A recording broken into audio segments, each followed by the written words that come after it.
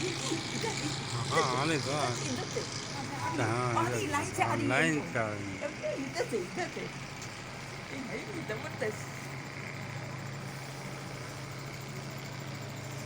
और मिट्टी उड़ा रही है दो आ रही है।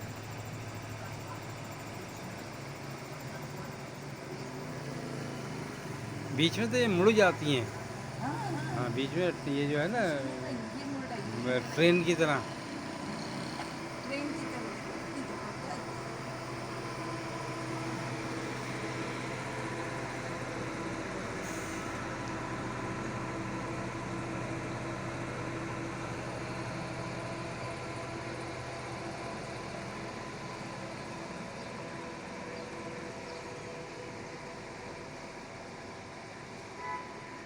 ना धुआं ना कुछ। कुछ भी नहीं हाँ बैटरी से चलने वाली गाड़ियाँ हैं। ये गाड़ियाँ इस वक्त क्या कहते हैं हमारे सरजानी के टर्मिनल में अंदर दाखिल होकर अपनी कतार में खड़ी हुई हैं।